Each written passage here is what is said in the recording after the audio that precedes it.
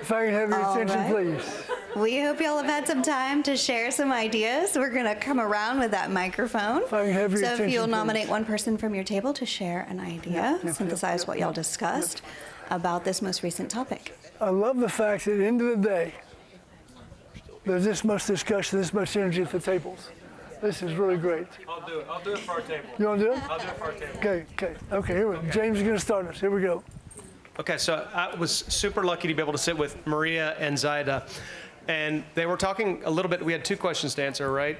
One was about what you can do, what's in the locus of your control, and the other is what barriers exist. So I felt motivated because I was with two people that are doing everything they can that are within the locus of their control to advocate for solutions that are consistent with what Julie was talking about, to educate people as well, both in a formal sense and just more generally about what architects and planning can do to bring us to solutions. So I found that super motivating, and I think y'all probably all experience people at your table that are doing everything they can because that's probably why you're here. You're trying to do that, and so we need to leverage that with the people that are adjacent to us and in our communities, and making sure that everyone is engaging in that too. Barriers was the other thing. And so what I loved about our conversation too was that we talked a little bit about barriers being like not connecting the knowledge and practices that we've had, whether it's our grandparents, whether it's things we've experienced making 15-minute cities or in transportation. And I shared a story of when I was at Bishop Arts last weekend with my daughter at Oddfellows, when she asked me why this building was here, why it was in a neighborhood, and how everything was connected. And we sort of talked about streetcars that used to exist and connect everything. And she asked me, well, why doesn't that exist anymore? And so we had a wonderful conversation, and hopefully she get to figure that out next time. We'll leverage her, and that'll be her locus of control next. That's great. Thank you, James. Thank you, James. Someone here at this table is going to take this one. Sure. Thanks.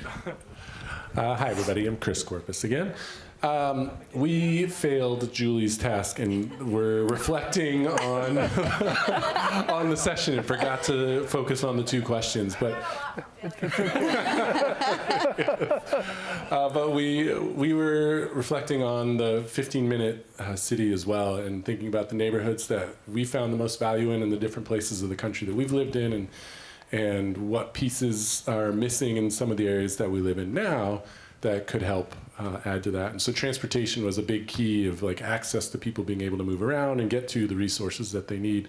In some of the other cities we've lived in, it's a lot easier to make those movements around. So that was some of what we were reflecting on. Also, brain economy, new term for me. I haven't heard that one before, and I'm excited to research that one. Great. Thank you. I'm going to come back here. Who's that? Jesse.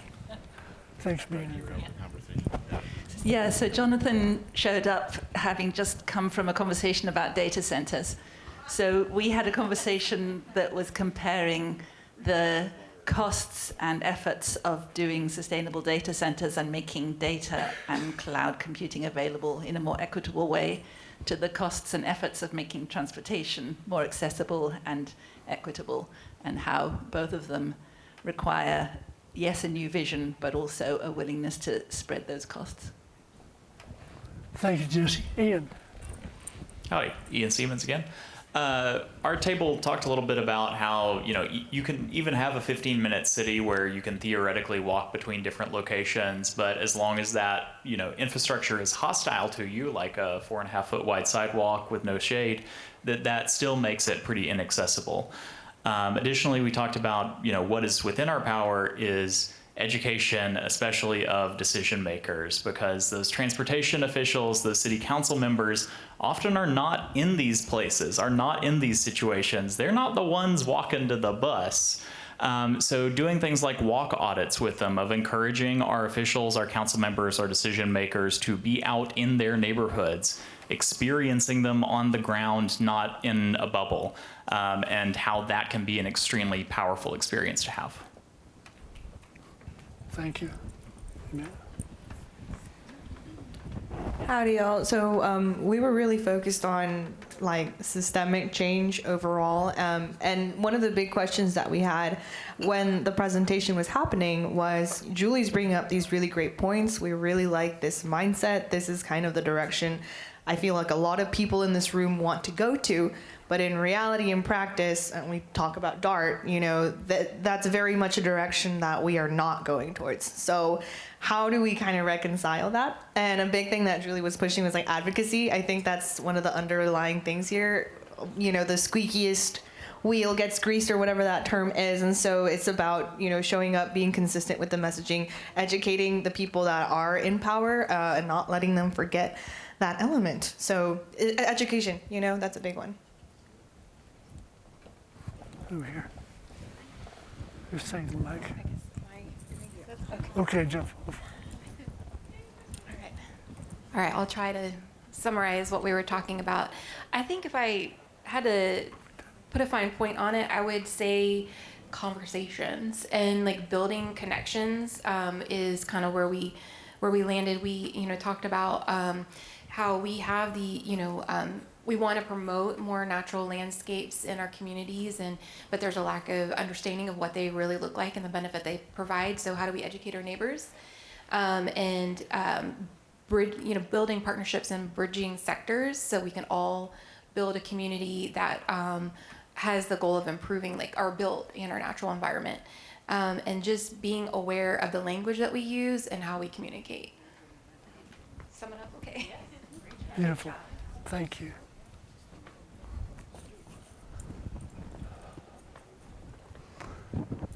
This mic. I want to take a moment now and close for all of us for this day, this very special day. I pushed Earth X to let me do this today. Not another set of panel discussions, but this, what we have accomplished in this room today. And it did take some pushing. I know. But I wanted to break the mold. I wanted to get this done today so we could gather people in a room and work together to address common issues, and to do it in such a way that we could begin to build a network of people to work together for the future. So if you bring up that slide, Joshua, that we talked about. There we go. Question for you now, for everybody in the room. As long as I've been a teacher, since I was 22 years old, I've used this question. What did you learn? Not what did I say, what did anybody else say? What did you actually learn today that you internalize and take with you and use? I'm going to give everybody a moment just to think about that, just sit with that. Think of the whole day of everything we've done, everything you've heard, everything you've thought about, everything you've said. What did you learn today? Take a moment with that.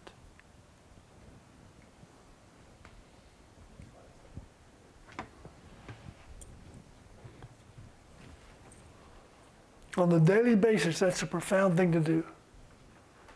Just ask yourself, what did I learn today? Anybody want to share one? Julie. Power of the people. Power of the people. There you go. But mine was a good realization of I was really interested in another track that was coinciding with today, and I had a hard time deciding what, but I thought that me living in North Texas was more important than the other ones, and I did learn that it is important. It is more. Great. Thank you. Somebody else. Yes, Julie. What you created here today and creating this opportunity, which is rare in this space, for conversation and listening and learning from a diverse group of people is so powerful. And this is what I'm taking away, that we should be having more of these opportunities. Thank you. Quick show of hands. How many of you would like to have more conversations like this? Everybody in the room? Wow. Thank you. Thank you. David, can I add one thing real quick? Sure. To me, it's just really heartening to see that there's a wonderful new group of leaders in Dallas, folks that maybe were in college 5 years ago or didn't live in Dallas 5 years ago, that are picking up the mantle and doing this work in ways that's really amazing. So, Yeah. Thank you. Yeah. At 75, this has been a great day to see so many young people who are here and can pick up this work and keep going with it. So everybody younger than 75, thank you. Anybody else? Yes, ma'am. So I've been in and out. I've been in and out of a lot of different things. I was here this morning, but I think the biggest thing that I have learned in this whole conference, and this was amazing today, I love this, is that there's a lot of people doing a lot of good work, and there's a lot of people doing the triage work that are the immediate pieces, and there are people that are working on the systemic, how do we turn off the tap pieces. And what we need to be is learning that all of that is happening, like being able to see that all of that is happening as like a unified one. Even though I'm over here working on this, it's all a part of the bigger picture, right? So it's being able to see the bigger picture and continuing to do the work. So tried to make that a little better. Thank you. Christy? And then Melody in the back. Real quick, positivity. Anytime we come to environmental sustainability issues, it's so depressing. But I'm walking away today, and what I learned is all the positivity that is going on thanks to everyone in this room. Well, the big takeaway, as soon as you asked that question, is what you said. Once you've not scraped, what do you call it? Grading. Once you've graded land, the infiltration capacity is now only 2 to 3%. That's stunning stat for me. But also, I'm just so grateful. Again, other people have articulated this. The Julies are here. Some of my favorite people in this space have been on the stage. The Sue and the David. But just again, to re-articulate, it's great to be in a space in North Texas with a lot of known people and a lot of unknown people talking about this. I hope that David, there might be a little report about the best nuggets that then infiltrates into next year. And then I'd also like to continue to talk about, like, how does AI impact all of this? Like, we should use the tool that is using the power and the water to actually do the work too. Thank you. And can I just interject? We don't have to wait until next year to exchange updates and ideas and those sorts of things. David serves on the city's environmental commission. Maria, Julie, these are conversations we're having every month. And you are invited to join them, to come and speak to the commission and share what it is that you're passionate about, or what it is that's, going on in your community or your neighborhood or your local creek. So this is a conversation we should be continuing to have, and that is a perfectly available forum that we're inviting each of you to join us at. Years ago, Trammell and I talked about having an EarthX Institute or set of workshops. I know Ian's been talking to Peter Simmet, the current CEO, about that. That would be ongoing. Not once a year, once every 6 months. But we would continue to have these meetings over a period of time to bring together people, a network of professionals in North Texas who would look at these challenges. Because I go back to the beginnings of the green movement here in Dallas when Jill Jordan, assistant city manager, and y'all heard me tell a story a while ago. She was walking down the hall. I was in a meeting at City Hall, looked out in the hall, there was Jill Jordan, said, "Jill, I want to talk to you." My oldest grandchild was 4 at that time. And we sat down and started to talk. How do we make the city more sustainable? And so many things came out of that one conversation and continued over a long period of time. Green Mafia came together and we began to work on these issues. So I want to mention a couple of things that I'll remind everybody in this room that the things you do today have ripples and have effects that you cannot possibly understand or anticipate. Thanks to my good friend, Christy Kerr-Leonard. There was a panel discussion at a place called Wild Detectives, a bookstore in Oak Cliff recently, about the border wall and Big Bend.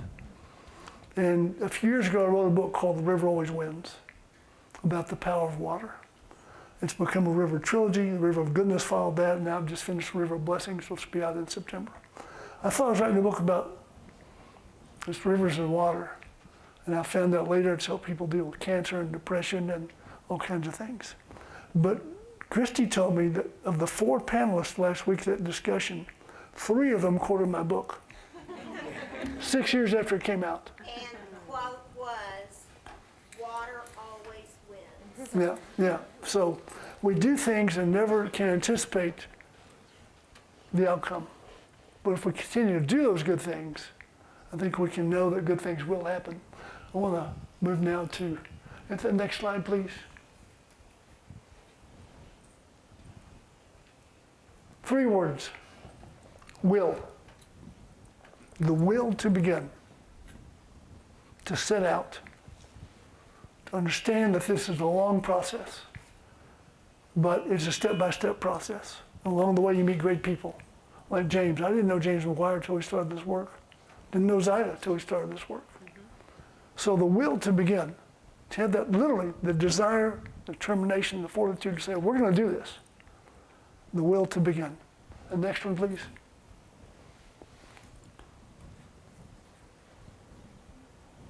The next slide. There we go. Nope. Back up one. Nope. I got it. Discipline. The discipline to keep going. It's one thing to begin, as we began years ago, but the discipline to keep these meetings going and have the Green Building Task Force come together time after time to negotiate these long ordinances that we had to get passed at City Hall. The detailed discussions of what was going to be in those ordinances, and then go and talk to every single council member. The amount of work Ian did to get bird-friendly glass in the convention center. It's a lot of work. A lot of work. But it's interesting, the word discipline, you know what it really means? We think of it as some kind of harsh punishment. The word discipline actually comes from the Latin disculpus, which means student or pupil. And that comes from the Latin word to learn, which says to me that if you keep going, you learn. So let's don't put that negative punishment thing on the word discipline. Let's look at it instead as the discipline to keep going, because if you keep going, you learn. Then there's a third word, joy. The joy of accomplishment. When I got the news the other day that people were quoting my book about the Big Bend, I felt joy. But let me tell you something else. There's an ordinance called the Parkland Dedication Ordinance. Dallas was the only city in Texas, major city, didn't have one of these. A developer would put up either money or land for he wanted to do development. And that money was going to go to the Parks Department. A group of us got together, Robert Kent, formerly of Trust for Public Land, now of Communities Foundation, Lois Finkelman, Delia Hasso, C.W. Whitaker, and we had a long series of meetings with members of the real estate community. We worked through these issues over and over again, had to craft the ordinance, had to go through the city attorney. Long process. We got it passed, as we got all these other ordinances passed unanimously. I learned the other day that ordinance has now raised $19 million for the Parks Department. That brings me joy. I put my life on hold for 5 months in 1999 to found the Oak Cliff Nature Preserve. Found the money, worked out the agreement with the developer, got a new library, a new school, 250 units of affordable housing for senior citizens, and saved 120 acres of trees, all in one deal. It was hard. I did nothing else for 5 months. Today, knowing that's one of the premier nature preserves in the country, that brings me joy. This work is hard, but I hope all of us in this room also take the time to feel the joy. Because this is joyous work in many ways. Taking a group of students down by the river brings you joy. Communicating with good people brings us joy. So remember the will, I mean just the guts to say, we're going to go do this. And then the discipline to keep going, to go to those meetings, stay up late at night, have those negotiations, to fight like hell for what you believe in. And then when you get it done, there's joy. And I want us to continue this process because it can bring us joy. I want to take time now to thank my co-host for the day, Catherine Garrett, who's doing a great job as chair of the Environmental Commission. Julie, other speakers, James, Brandy Kelp come over from Fort Worth, thank you very much. Ian Seaman is doing a great job. I'm so proud of this young man. He's doing Julie Feynman, the beautiful work you're doing still in the cemeteries. Grady, thanks for helping on that project also. Sue Alvarez, one of my ride or die water buddies, thanks so much. And Minna, thank you so much for taking notes today and being a scribe. We've got so many people in the room who have done so much good work. Zaida Bathora. Zaida was our staff liaison. We got the first green building ordinance passed and the second one. She was a staff liaison. It wouldn't have happened without her. Literally, those first two big steps in getting unanimous approval of two ordinances in Dallas, Texas. When I tell people from California and New York about, look what we're doing in Dallas. Like, you did that in Dallas? Like, yeah, we did in Dallas. Did in Dallas. That woman right there is one of the reasons that happened. So, will, discipline, joy. Keep those in mind. Let's keep going. With any luck, we'll be found at EarthX Institute. We'll keep these conversations going. I want to thank the tech crew in the back of the room. Did a great job today. Yeah. Thank you, guys. Thank y'all. Thank you very much. I thank Peter Simic and Chairman all the folks at EarthX that said, okay, Dave, you can do that. And I said, just leave me alone, I'll do it. If I need help, I'll let you know. Catherine, any other final closing thoughts? Just to thank you, David, for convening this group of thought leaders, for putting the agenda together, for having always the foresight to put North Texas and the environment here in North Texas and something that we're all very passionate about, putting us all in the same room so that we can figure out answers to the toughest and most complex challenges that our region is facing. Please join me in thanking David. Thank you. Thank you. Thank you. Can we take a group picture there? If you do want more information about my books and my work, go to theriveralwayswins.com. Okay, thank you. Also, I'll take a moment and call out Melanie Ferguson, who ride or die buddy on the Water Commons. I'm so glad you're here today. Thank you all for being here today. Let's move forward.